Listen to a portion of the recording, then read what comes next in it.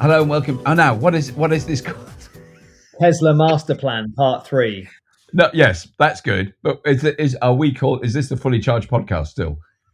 It is the Fully Charged podcast on the Everything Electric show. I mean, who knows anymore? Yes. Okay, let's try that. Hello and welcome to the Fully. So professional. Well, I'll start one more time. Hello and welcome to the Fully Charged podcast on the Everything Electric show. And this is a very special episode. I'm still in Australia. Just done the big live show. Won't talk about that now. And I'm not going to be promoting anything on this show. Well, I suppose in a way we might be promoting Tesla a little bit, but not directly, very indirectly. And I'm joined from the UK by the wonderful Dan Caesar, CEO of the Fully Charged show, and who has been studying this in more depth than me, although I have caught up as best I can today with what happened. Well, look, it was only last week for us, wasn't it, Dan? The Tesla Investors Day Masterplan Part 3. Is that roughly accurate? That's close. Yeah, nothing if not punctual with our news, are we? By the time this goes out, it will be almost 2 weeks since that. So yeah, Tesla Investor Day or Masterplan Part 3. And it was absolutely fascinating, I would say. So we thought it was worth devoting a podcast to.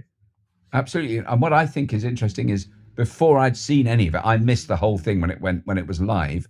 I just saw a fairly flaccid, flat response because they didn't show the new car and they didn't show the Cybertruck. So I thought, oh, well, that's, it's obviously Tesla's gone down the pan. They've got no ideas. There's nothing new coming out. They're not pushing anything. And then when I caught up with it, I went, this is the best presentation I've ever seen Tesla do, bar none. It's the most fascinating. It's the most challenging to the orthodoxy of the world we live in. It was really big picture stuff. I thought, there was tons of hype beforehand. There was plenty of speculation. And then the hype was replaced ultimately by foundational hope. So financial analysts have been very poor at reading Tesla over the years, and that didn't change. And I don't think the share price did much of anything after the investor day. But if you were an investor, which we are not, and I think it's important to say that, there are some brilliant commentators on the subject who are not investors and some who are. I don't think any of those are particularly biased by their investment, but we don't invest. We are emotionally invested in Tesla. I think we've both been on this long journey. We've driven Teslas. We've seen this, incredible business rise out of nothing over the last 12, 15 years. But if I was an investor watching that, I would have been extremely reassured because it went back to those core first principles. How do we accelerate the transition to clean energy? And it talked a lot at the beginning, didn't it, Robert, about the sustainable energy Earth? Yes. And it was, I personally think when Elon Musk bought Twitter and he was very vocal about a whole range of other subjects, it detracts from the mission, personally. And I think that's always a shame because I think the mission is absolutely critical. I'm aware there's an information war as well as an energy war going on, but from my point of view, the energy transition is more important.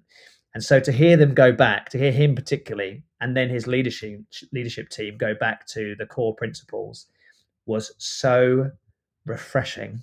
And we could talk about that. But there were a few key takeaways, but one of them was they got in there. It was a great sort of myth buster, really. It was lots of good slides that were being shared on LinkedIn and Twitter afterwards. But got the message across loud and clear. This energy transition should mean less materials, less mining, less physical space, less investment, less energy, and a new thing, which is circularity. And that will be absolutely transformative. And I think they got that across really, really clearly. So I was just fascinated that the pillars they went through in terms of making the grid renewable, adding EVs, very strong endorsement for heat pumps, and then things like high temperature heat and hydrogen, and also sustainable aviation and boats. So it was, if you've got 4 hours to spare, then I would seriously and recommend watching it. Actually, it was absolutely fascinating. But we thought it might be good to do a slightly shorter version of our understanding of it and what it means. I mean, one of the key things for me from the bits that I've seen, which I found so That's what just really reassured me and cheered me up. Was I'm just not interested in the emotional vagaries of a billionaire, and I've gone a bit sort of snooty. I don't care what he's doing. I'm not interested, you know. And then, but what was great about this presentation was, yeah, he was there, but not all the time, and there were a lot of people from Tesla. I've always said this: there's amazing engineers and scientists working at Tesla that you kind of the big press just totally, you just hear nothing. It's like Elon Musk runs the factory himself, builds the cars himself. You know, it's all about him. And it was so good that the focus actually shifted to people I've never seen before, who've got amazing roles there. The woman who runs the charging network, extraordinary. Yeah. You know, Yeah. and you No, don't. And she's. I've never seen any mention of her in the press generally. I thought that was it a was really hugely encouraging thing. reassuring. You know, he is a lightning rod for Yeah, criticism, and he has done some yeah, amazing things, and he's done some slightly less amazing. Well, made yeah, some slightly less amazing comments, I would say. But when he's making yeah. stuff and being a creator, Extraordinary. um, Yeah, he's fearless. You know, and but it all becomes about him. You know, yeah, recent event meant it's all about him, yeah. it was a great reminder, wasn't it? So they've got 130,000, give or take, employees around the world now.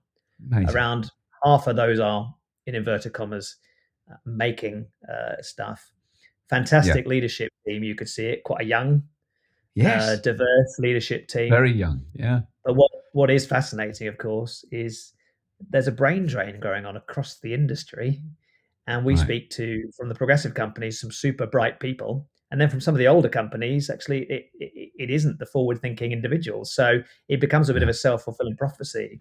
And the reality is that I think if you ask people who they want to work for, I'm pretty sure SpaceX and Tesla come out as the number two companies in the Pretty world. high. Yeah.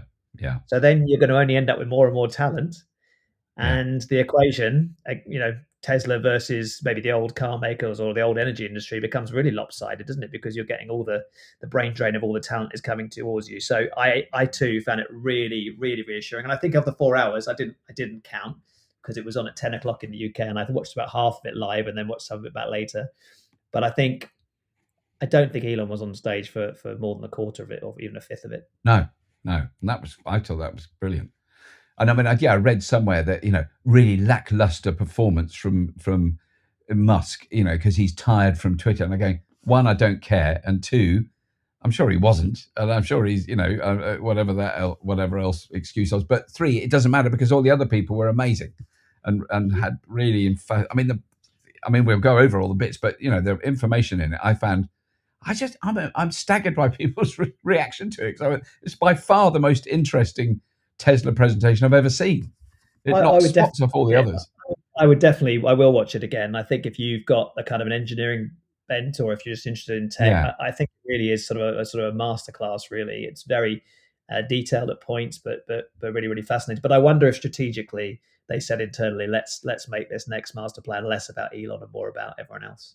And yes, no wonder. if Yeah, they did that deliberately or if it was by accident, I think it worked fantastically well. It was a great representation. And as you say, even if Elon was in San Francisco working with Twitter engineers instead of in Austin working with Tesla engineers, you're reassured yeah, that actually this is the huge machine now. And I think that yeah, for me, another theme really that came through loud and clear was the one of efficiency.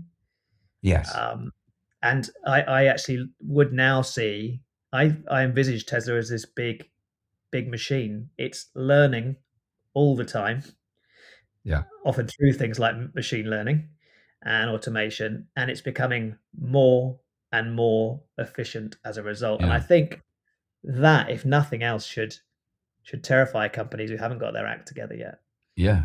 Well, I mean, All that that information one, back in from the cars, back in from the manufacturing process, from everything they yeah, do, and then being analyzed. So every car gets cheaper, and the processes get cheaper, materials get cheaper, yeah, they get more efficient. The cars get lighter, they get cheaper. All of that stuff was just extraordinary to sort yeah, of have them lift the frunk on that and actually better look yes. in. Well, even those things like the wiring loom, which is, who gets obsessed with wiring looms? I actually know some people who get obsessed with wiring looms, but it's not. I mean, it doesn't really interest me. But they've reduced the amount of wire in the Model 3 already by an enormous amount. And then the next generation of cars it will be reduced even more. It's like 85% reduction in the amount of wire. And you go, well, who cares? Well, that's a huge reduction in weight, in materials, in cost of installation, in manufacturing.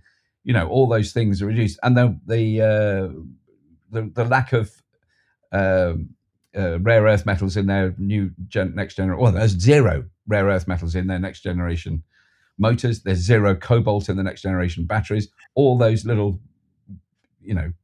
contentious issues. They're just inventing their way around them in a way. It's fascinating. Well, I'd like to talk to you about the manufacturing process videos, but before we do that, on this subject, the vertical integration piece, it's just extraordinary to watch. And again, it should terrify, the less fleet of foot, because they've got, they're building their own parts. Obviously, they're working on their own software. They're going to start getting into lithium refining game. They didn't talk about it much, but obviously a lot of the new batteries now are LFP, so don't need cobalt. They're making the silicon carbide wafers, the chips cheaper, basically, smaller. Yeah. Obviously, you mentioned the drives and taking out the rare earths. They're making their own electronics, controllers. We talked about the wiring and the cabling. Yeah, that puts them in control of their destiny, because a lot of the established OEMs, well, they have tier 1, tier 2, tier 3 suppliers, etc., who they're reliant on, and vice versa. So it is extraordinary. But did you see the graphics and the video of how they're going to reinvent effectively the manufacturing process for cars that has been in existence for 100 years with their next gen car? I mean, to me, that just blew me away, really. Yeah. Well, because I'd never even, and I've had the advantage of going around probably 20 car factories around the world in the last 20 years. I love a good factory. And essentially, you'll see the same thing repeated again and again, which is, a production line as Henry Ford invented in 100 years ago. And, bits of the car arriving and being put on that car as it goes along the production line. And what they're talking about is total revolution in that. I couldn't quite get the whole thing, but it's basically they building sections of the car in different parts at the same time, and then the whole thing comes together. It's a massive improvement in it, because I do remember that. I've seen a body of a car with the doors on, and you go, okay, the doors are on, and then they spray it with something, and then they take the doors off, and then they dip it, and then put the doors back on. And you go, the whole thing as well. They have to spray the whole thing rather than the bits that need spraying. Yes. And also, I don't know if you saw it, but again, it hurt my brain a bit. I'm not as bright as the minds at Tesla, clearly, but the fact they'd mounted the front two seats on the battery pack. So that could be raised in, later in the process. So they've totally reinvented. And of course, this just leads to more efficiencies, more speed, less cost. And so it becomes a virtuous circle. That's where they've got to. So I thought that was fantastic. And then as well as the manufacturing, there's the information piece, information, that intelligence that's coming back in and going out with over-the-air updates as well. Little things like the car actually working out when one Tesla's been over a rough bit of road, then the next one that goes along it might actually be able to raise or lower the suspension accordingly. That stuff, you might say that's gilding the lily to some degree, but I suppose if it extends the life of a car and it does make sense. So things like that were kind of extraordinary. I find those more interesting than some of the vague future stuff around the Optimus robot and autonomous driving. Like I'm afraid, that's the bit I skipped past. I just, let's do this decade first, right? By starting on that sort of stuff, as well as Neuralink and stuff like that. Now, obviously, they're going to be the leaders in that as well, which is fantastic. But the real grit now is how do we decarbonize land transportation? How do we remove fossil fuels from power generation? That to me seems like the kind of the immediate task at hand. But it is quite nice to know that they're doing those other things. But for me, they're slightly less easy to get excited about. And did you mentioned the lady who presented charging? I'm like you, my name recognition is not fantastic. Maybe we'll pop it in the notes for this show. But there was some great talent. But charging, they've been opening chargers around the world, in terms of tests and the rest of it. I think quite a lot of them are open in Europe. I know there's about 12 open in the UK, because I looked the other day and I plugged in an MG4 in a Tesla supercharger, and it was Right. absolutely flawless. And I Yeah. know that my LinkedIn post, and I got quite a lot of views because that was the day that they opened up some test sites in America as well. Right. So lots going on the charging front. But did you see they had a couple of images? One was for like a Tesla diner, which I think they're going to build in Hollywood, Oh, and there right. was another image that was kind of unexplained. And to me, it looked like people were speculating online they might be bringing in wireless charging, home wireless Right. Yes. charging. There's been a lot of That talk of that. Yeah. so that would be interesting as well. And then there was Yeah. also a fascinating piece on the big energy stuff, the power packs and the mega packs that Yes. basically are going to make gas peaker plants redundant Yeah. as well. Completely redundant. Yeah. No, I mean, it is that, and it was that, I guess, that reassurance, because I've always had that background fear, because the fear is fed by, effectively, I think we have to now accept, the fossil fuel lobby. There isn't enough materials to make enough batteries. We need so many terawatt hours. We can't possibly do it. It's just not possible. We have to capture carbon and store it in old oil well, all those things. And there's a torrent of information about that. And then when you see someone go, no, there is enough materials, it's fine. If we just have to Yeah. refine it, but there's plenty of materials. We're not going to run out. Yeah. That's not the Yeah, problem. But then you they go, didn't talk about this so much, but less materials are required. They flashed up some great slides on that. yeah, As I say, it's less intensive, less expensive than what we're doing currently, right? It's just yeah, simply better, and obviously then you've got circularity, because once you've dug some of that stuff up, you can reuse the bulk of it. But what's coming up a lot, I'm seeing, is people saying, "Oh, the lithium's a real problem." I'm seeing that quite a yeah, lot now, and I think yeah, that Mr. Musk referred the fact that actually it's not the amount of lithium; it's the refining it. yeah, Hence, Tesla getting into that game, putting themselves in the front on the front foot in that respect as well. But there's huge flow of institutional investment now into battery chemistries.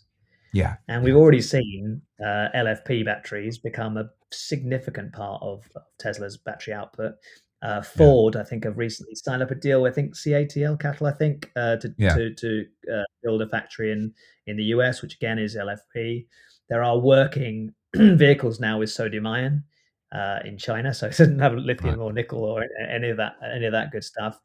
And there are other of these lithium sulfur. There's other technologies coming. So yeah, we're so early in the battery game, the yes, amount of yeah, money going, and there will be more and more development. So I think it's safe to set off on this journey, safe in the knowledge that electrification is winning, and the battery could be any number of different any number flavors of of battery. things. Yeah, yeah, So um, that's been kind of interesting to see that work, and I think they've put themselves at the front of the supply chain. yeah, They've engineered their way around the chip issue. Um, they're a big client for lithium and yeah, nickel and those things, aren't they? Whereas if you were, I don't know, don't want to be mean to any of the German OEMs, but if you were going to buy some of that stuff, you might find you're queuing behind Tesla, yeah, for that kind of raw materials in the first place. So it seems to me that early mover advantage potentially, from what I saw from this presentation, is going to get bigger, if anything, rather yes. than be Oh narrowed. gosh, yes, yeah. I thought, actually, one of the other interesting things, while we're on that topic of batteries, was the they didn't show anything, but they did refer to the next model, i.e., I guess, whatever it's going to be called, the smaller, lighter, cheaper Yeah. car, but that it was designed specifically in terms of software and the manufacturing structure of the car to be able to accept different battery chemistries.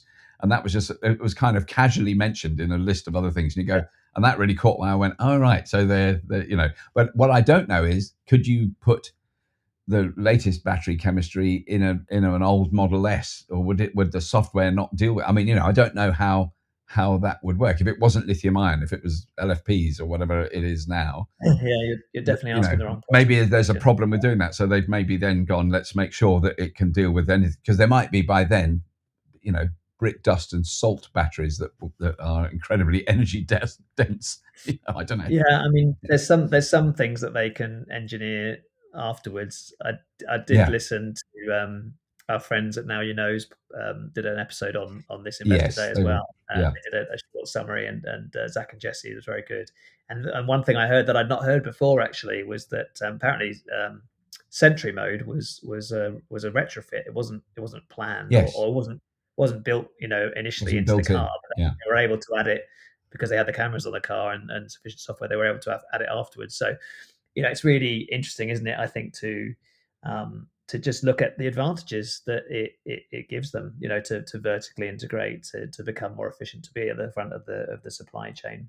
And again, I think it was just huge news was that I think on the day, I don't know if they stage managed it, but on the day they hit the 4 million cars produced mark. I don't know if you saw Yes. that. Yeah. It's impressive Yeah. in its own right, Yeah. but it was more the fact that it had taken them, I think it was 12 years to reach 1 million, and then it took, I think, 18 months to reach another To million, reach and then four. it took Yeah. Yeah. 11 months to reach another million, and the last million has been 7 months. So you Right. would speculate, therefore, the next time they hit a million, they hit the 5 million mark, it will be at some point in the summer. Yes. Or maybe in the early fall. So Yeah. it's just extraordinary the speed at which they're going, and they are making, along with BYD, 2/5 of all battery electric cars around the world. Wow.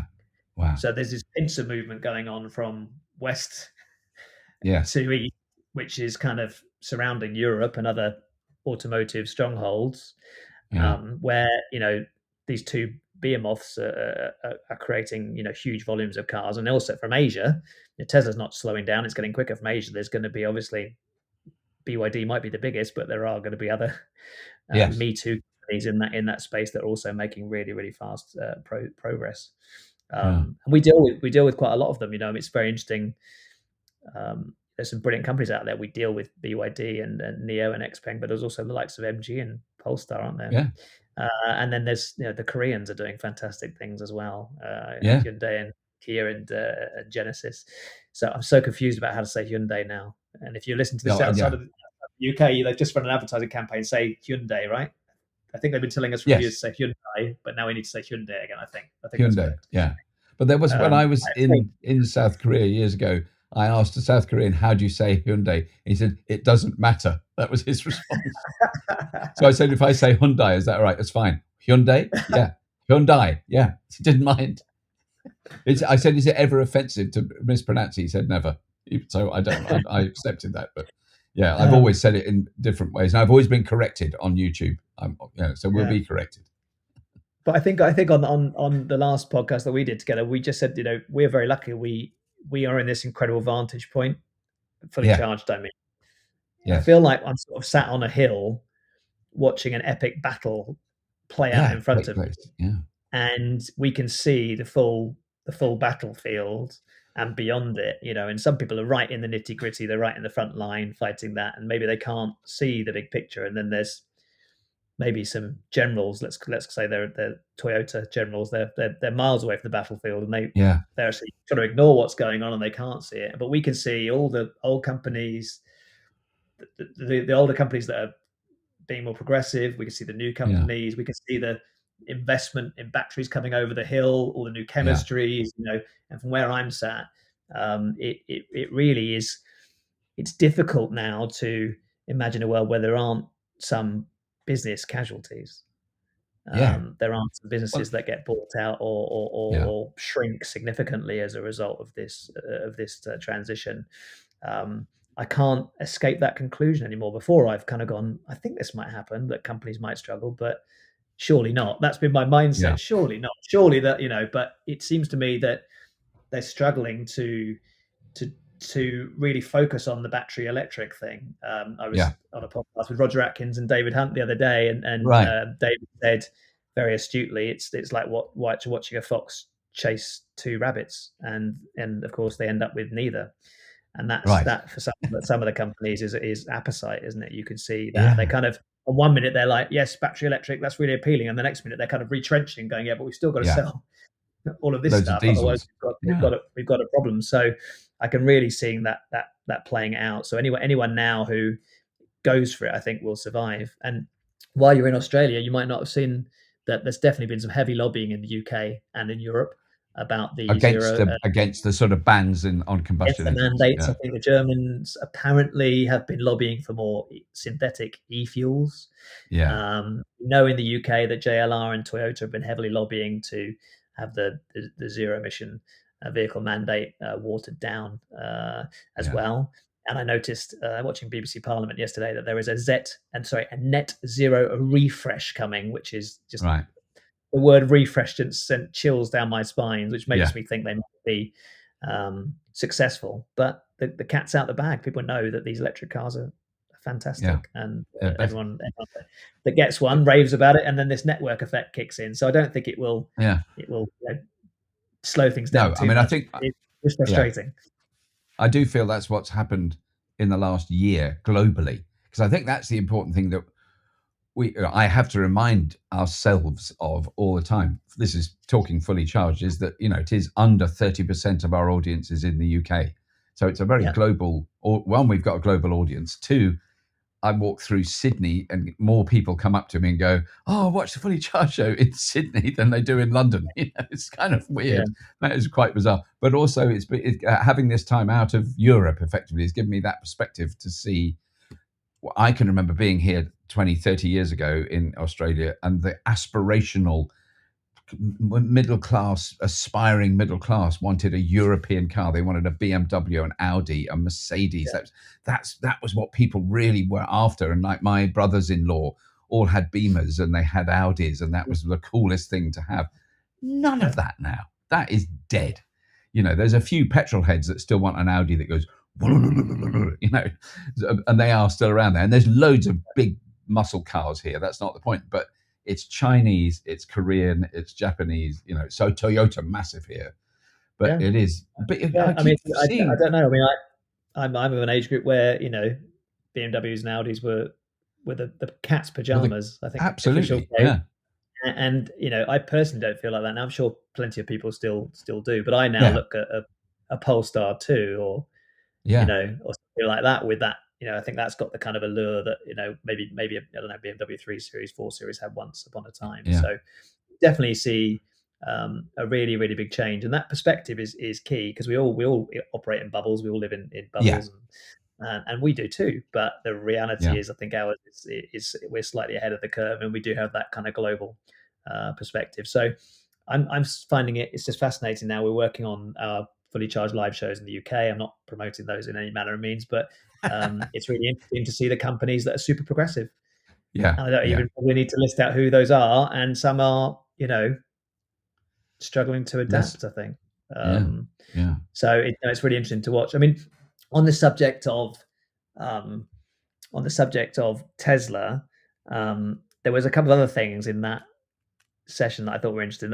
They've started their own lithium refining, which we mentioned, so they're vertically integrating there. They're starting a Mexico Giga-factory, which I think is where they're going to build some of the next gen vehicles. Although we're very coy about that. I'd imagine that next gen vehicle thing they will break cover that with that in the next year, I'm sure.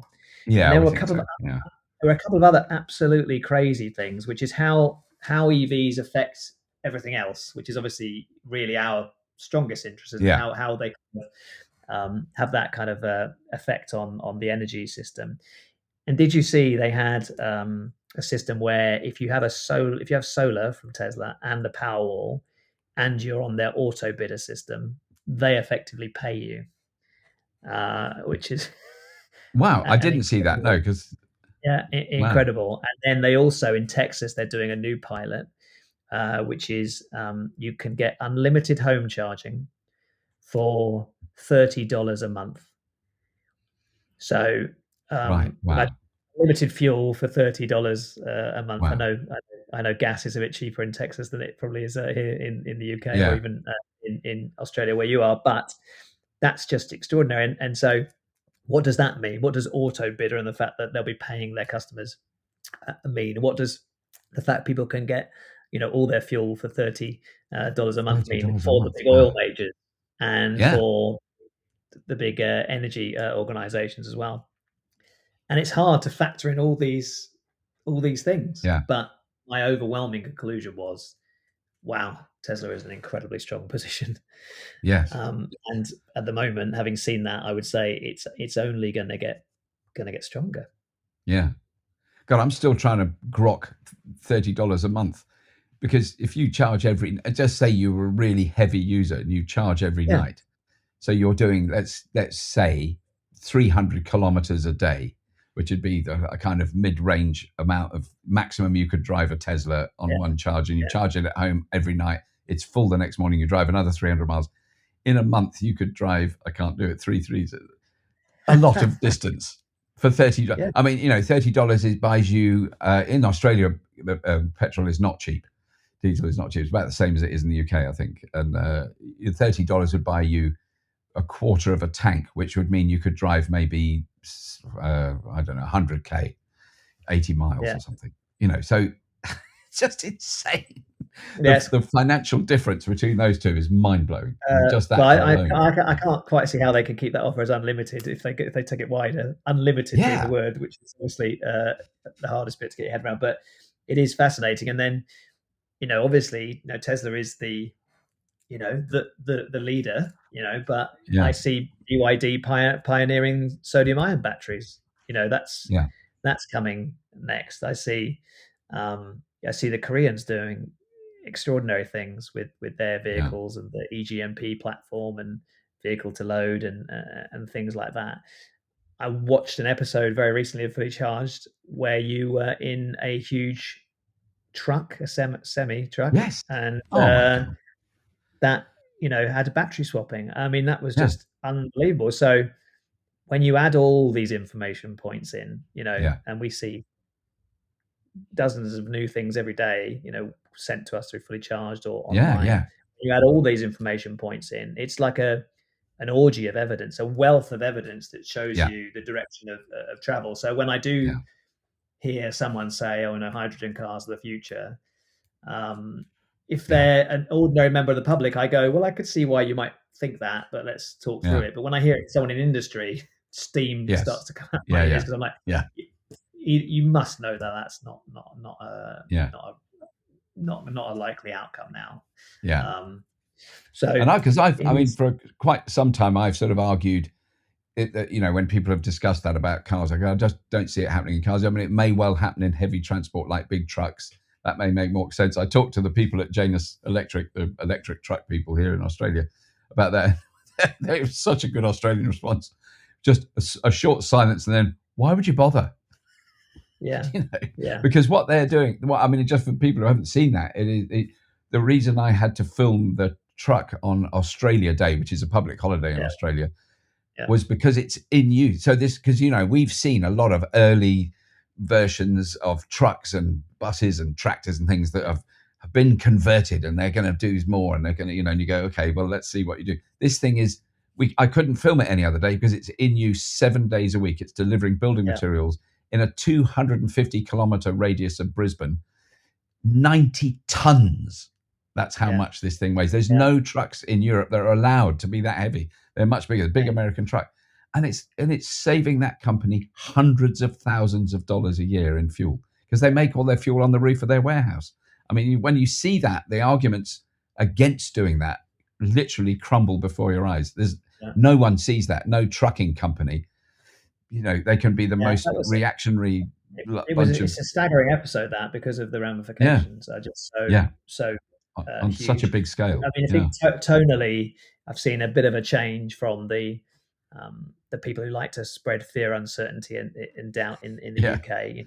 There's much less. Hydrogen cars are coming. There's much less of that now. It typically is more.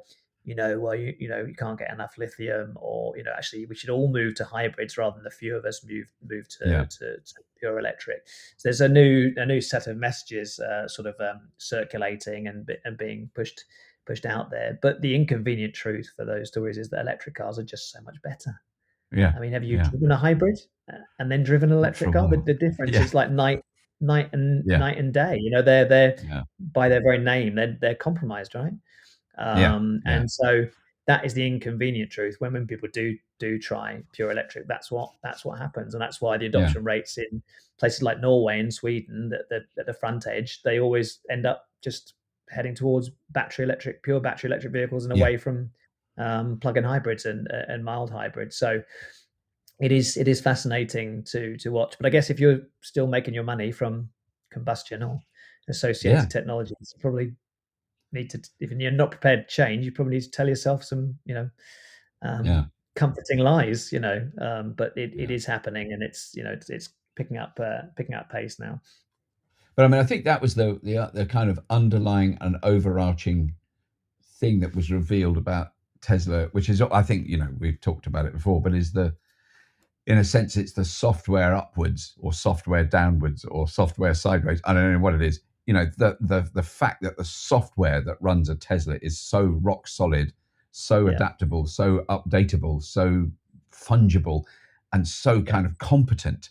And then, and I really did love the Polestar. I drove it 4,500 kilometers around Australia, and it was incredibly comfortable, reliable. It's a really solidly built car, really, really nice. And the software is much better than in a lot of other cases, but it's still, because I've used a Tesla in the UK, it's still a bit shonky. There's still bits of it you go, oh, why is it like, why can't I see a graph of how much energy I've used? Why can't I tell that by the time I get to my destination, I've got a line that shows me how much I'm going to have left, like it does. It's the simple stuff. It's not flashy software. It's really useful when you're doing a long drive. If it says you're going to have 10% when you get to the charger, and then you drive a bit more carefully, and you see it get green and go up a bit, you go, that is really useful information to glance at and see in a moment. And other people just aren't doing it. I drove the MG4 on its first 250-mile journey, and it's the winter in the UK, so probably its range is more like 200 in the winter. So I knew I was going to have to charge, and I have to confess, the first thing I did was look to see if any of the Tesla supercharger network was open. Yes. In the area, and I happened to be in Banbury, where there is one. Right. And so I didn't head for any of the others. I went for that because I knew it would work. Yeah. And lo and behold, it did. So, no, it's there's lots of Tesla has built this incredible castle. There's lots of moats around it. There's they certainly are going to keep increasing the amount of cars they sell every year. They're going to play a huge role in energy transition more generally with the big commercial batteries, as well as the home batteries, home solar, all those rest of those things. But there is room for others still. But I suspect if you haven't set off on this journey now, you might have a problem. But there are plenty of others, aren't there? Like you mentioned, I mean, Polestar's fantastic. Amazing mentioned MG, fantastic. Mentioned BYD, fantastic. They're going to be at Fully Charged Live. I don't know if I'm supposed to say that.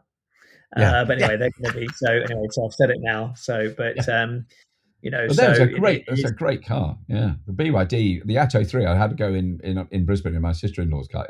She absolutely. I can't believe it, because this is a woman. It's a bit like my wife, but a woman you couldn't find anyone less interested in cars. And I arrive in Brisbane, and all she wants to talk about is her Atto 3 and how much range and the charging and how good the software is. That's got very good software from the brief time I had with it. But just from she put the app. This is someone who's not into all this stuff. She put the app on her phone. She did the thing that you had to do to make it, and it connected like that, and it was fine. And so she can turn on for them, when it's 40 degrees centigrade out and 100% humidity, to put on their aircon before you get in the car while it's plugged in is a big plus. That's a very popular thing to get in a cool car. But and we're already into that space where I think BMW have got a factory in China, and I think Toyota are making the BZ3, which is a kind of saloon, their new saloon car. I think they're making it China only to begin with. But BYD, I think, are making the batteries, the motors, the electronics. The software. And I read an editorial, and someone said, "You might as well just buy the BYD." And if you're in China, you may well lean more towards the Chinese own brand, like you. So it is fascinating to watch and for us to report on it. But certainly from my perspective, Tesla, that was a real reminder of what they've done and what they're going to go on and do. And I think I'm just about to write up some press materials at the moment, and I was thinking about reflecting on the fact that Tesla Model S really came along in 2010. I don't think they started selling it in volume until 2012. No. And that was a big moment. I mean, they had the Roadster before, and obviously there was the GM's EV1 before that, but the Model S was the first real built from the ground up electric car. And Fully Charged started in 2010 as well, and obviously now we're in 2023. So we had that 12, 13 years, and where we'll be in the next 12, 13 years by 2035, incredible. the landscape will be absolutely unrecognizable, I think. Yeah. And I mean, the mere fact that a company the size of Tesla, and forget Musk, a company that size with the engineering capacity, the intellectual weight that that company has, that just says, as a matter of fact, there's no kind of, we could do this, or maybe we can do that. It's just like, this is how we do it. That the entire planet can be sustainably powered by renewable energy and stored in batteries, and it will cover the periods of the doldrums and the Dunkelflaut when there isn't wind and there isn't solar, and all those tedious excuses that I've heard for the last 10 years. What happens when it's not sunny? You know, it's just, I'm sorry, I shouldn't do that voice. What happens when it isn't sunny? But, you know, it's like, it doesn't matter. Though, you know, what do you think people haven't thought about that? They have thought about it and invested billions of dollars in resolving those issues, and it will work. And that is, I think that's what I got from it, is I didn't want to see a new car. You know, we'll see a new car next week. There's new cars all over the place. That's great. It's great that there are new cars, but that's the big picture is, I think, the thing that I took away from it that was really kind of a dollop of optimism in an otherwise extremely large pessimistic ocean that we're wallowing around in. You know, it's kind of, maybe we could sort this out. It would be really good.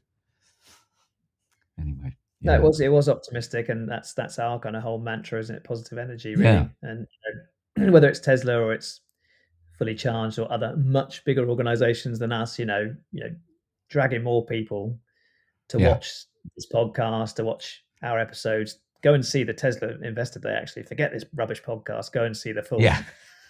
Don't sit through the entire 4 hours. It's amazing. Or drag people, physically to test drive cars at our live events. We're trying to bring more and more people in, but more and more people are genuinely interested. Yeah.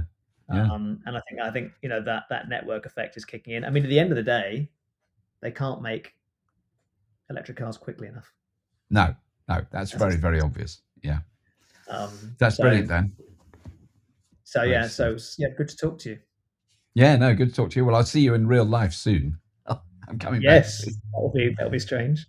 Yeah, I feel I've been very careful with my exposure to the sun because I often get criticised for it. But I do tend to tan quite easily. But I can already feel it fading as I head north. But fully charged Barbados.